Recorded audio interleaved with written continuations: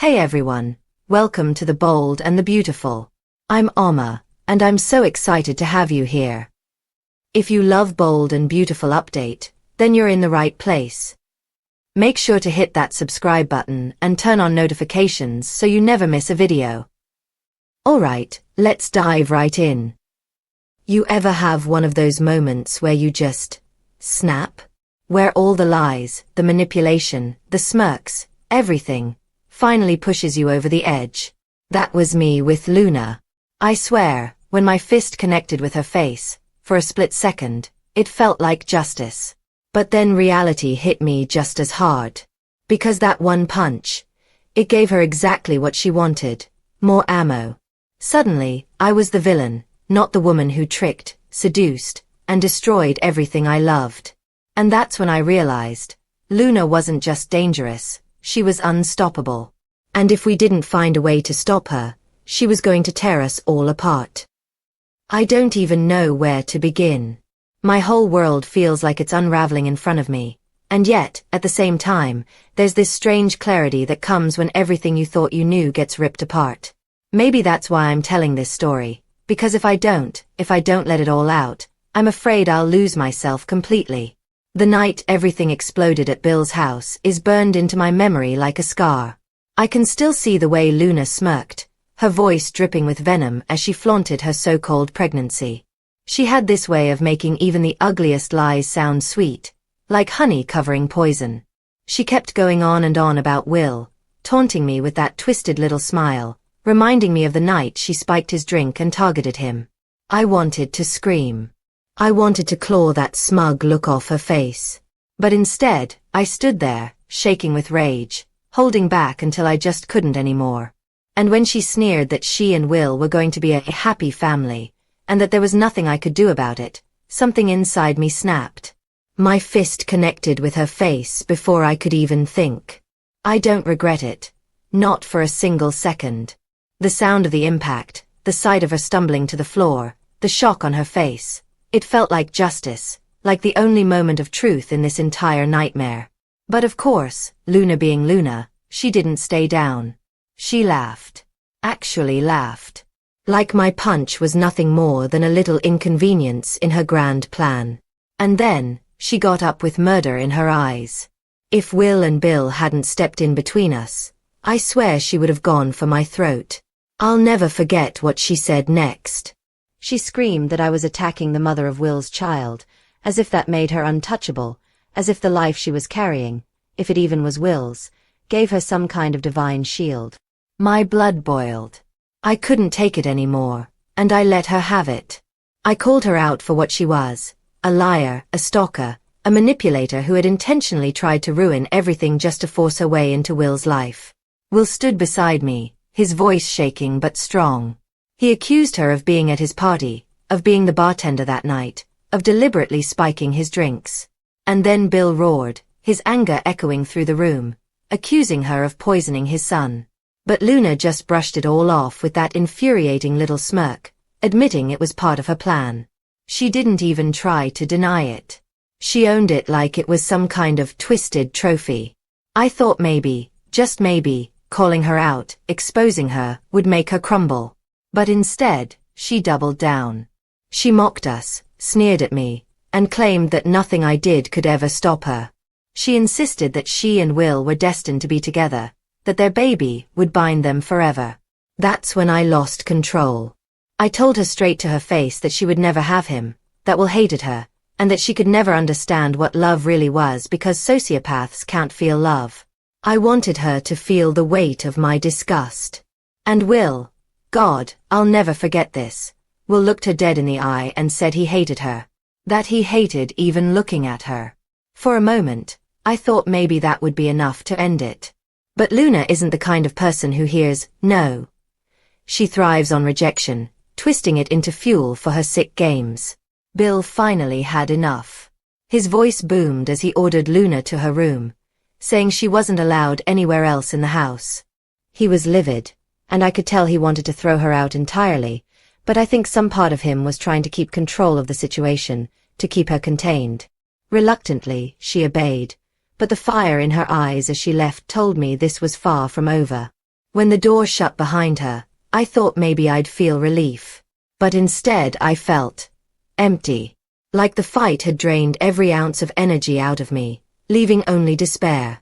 Katie must have seen it on my face because she came over, wrapped her arms around me, and whispered words of comfort I didn't even know I needed to hear. She told me she knew how hard this was, how much pain I was in, and that she understood.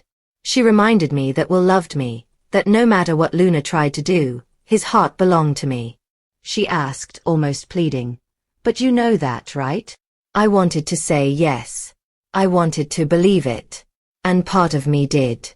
But another part, the part scarred by all of Luna's manipulation and cruelty, couldn't shake the fear that maybe, just maybe, she'd find a way to steal him from me. When Katie and Bill left us alone, the silence between Will and me was unbearable. He looked at me with tears streaming down his face, his guilt written in every line of his expression. His voice broke as he said it was all his fault, that he had caused this, and he begged me to forgive him. "I only love you," he sobbed. "You're the only one I want. Please don't leave me." I wanted to believe him. God, I did. And part of me did. But my heart was so heavy, torn between the love I felt for him and the crushing weight of betrayal, fear, and exhaustion. I told him I loved him too, but the words felt like ashes in my mouth as I turned and walked away. I could hear him calling after me, his voice breaking, but I didn't stop. I needed space. I needed to breathe. And as I closed the door behind me, I didn't see her. But she was there. Luna. Standing in the shadows, her hand resting on her stomach, her eyes locked on Will like a predator circling prey. She was smiling. That same twisted, knowing smile. And in that moment I knew. This wasn't over. Not by a long shot. The night I walked out of Bill's mansion, I drove aimlessly for what felt like hours.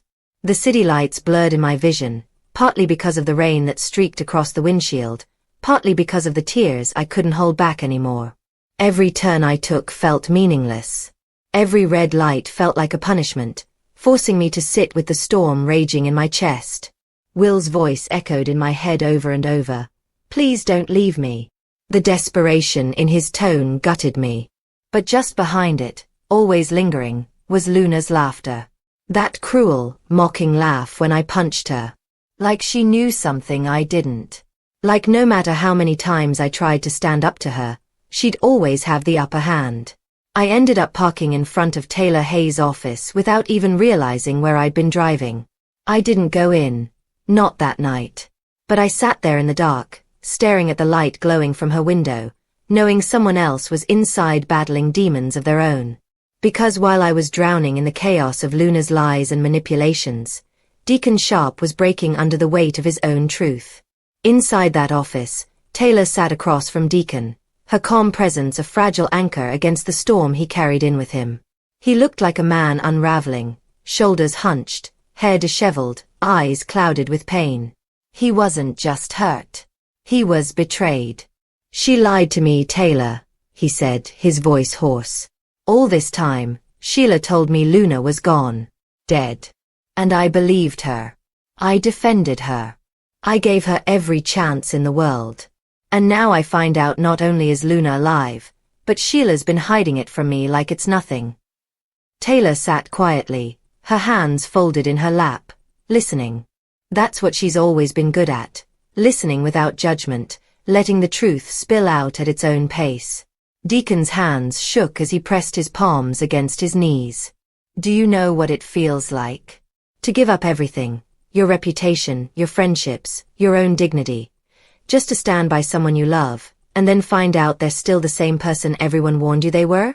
I thought Sheila had changed. I thought she could be different with me. But this..." His voice broke. "This is who she is. Lying. Manipulating. Choosing secrets over the people she claims to love." Taylor exhaled slowly. "It hurts because you wanted to believe in her. You saw the good, or at least what you thought was good, and you built your life around that. Now it feels like the rug has been pulled out from under you." Deacon laughed bitterly, rubbing his face with both hands. "Hurt doesn't even cover it. I'm angry. I'm ashamed. And I don't even know who I'm more furious with, her for lying, or myself for falling for it again.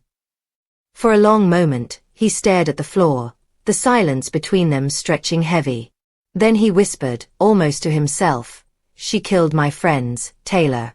She doesn't even care what that did to me. It's like my feelings, my grief, don't matter at all. And I'm supposed to just forgive her? Pretend it doesn't matter because she's my wife." Taylor leaned forward, her eyes softening. "Deacon, you've accepted so much for her sake, but you don't have to keep sacrificing yourself to prove your love. It isn't crazy to want to be with someone you love, but it is dangerous to keep excusing behavior that destroys you." He let out a shaky breath, his eyes glistening. "So what does that make me? Crazy? Stupid? Everyone told me I was out of my mind for marrying her, and now, maybe they were right." Taylor hesitated. She was a professional, but also a friend, and she drew a line carefully. "I can't treat you as your therapist. I'm too close to this, to you, to Sheila, to all of it. But as a friend, I can tell you this. Love doesn't make you crazy, Deacon. It just makes you vulnerable. And sometimes, people take advantage of that vulnerability. It's not your fault. You trusted her. That doesn't make you weak. It makes you human." Deacon swallowed hard, his shoulders trembling. "I don't know if I can forgive her this time. I don't even know if I want to." Taylor reached out, resting a hand on his arm. "Then don't decide tonight. Just breathe. Take it one step at a time. If you need me, I'll be here. Not as your doctor, but as your friend." He looked up at her then, really looked at her, and for the first time that night, something in his expression softened. "I think I'm going to take you up on that, Taylor." Meanwhile, across town at Il Giardino, another conversation was unfolding. One I wouldn't know about until much later, but that was already weaving itself into this tangled web. Sheila sat at the bar, her hands clenched around a glass she hadn't touched, her eyes darting nervously as she spoke to Lee Finnegan. For once, Sheila didn't look like the bold, unstoppable force she always pretended to be. She looked small. "Deacon knows," she confessed, her voice trembling. "He knows Luna's alive. He walked out on me. He didn't even give me a chance to explain." Lee's jaw tightened, her eyes flashing. "You lied to him, Sheila. What did you expect?" Sheila flinched, her shoulders hunching inward. "I thought I was protecting him. I thought, if he knew he'd leave me. And I was right. He left." Her voice cracked, and for the first time, I think Sheila Carter sounded genuinely broken. "I've lost him, Lee. I've lost everything." Lee, ever the pragmatist, sighed and shook her head. "He just needs time to calm down. But you'd better start worrying less about Deacon's forgiveness and more about what happens when Luna's truth comes out. Because when it does, none of us are safe." Sheila pressed her hand to her chest, her breath hitching. "I can't lose him. Not Deacon. He was my chance at proving I could be different. And now he thinks I'm just the same old Sheila." Lee's voice softened, not with sympathy, but with cold honesty. "Because you are, Sheila. And if you don't face that, you'll keep losing everyone you love."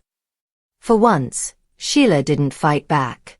She just lowered her gaze to the glass in front of her and whispered, "Maybe you're right." Back at Bill's mansion, Will was still begging me to stay, but I couldn't bring myself to walk back through that door. My body was trembling from the fight, from the lies, from the way Luna's presence infected everything I loved. Katie had been right. Will loved me. I knew that. But Luna's shadow was everywhere, wrapping around us like chains we couldn't break free from. And as I drove away, one thought kept replaying in my mind. This isn't over. She won't stop until she gets what she wants. And God help us all when she does.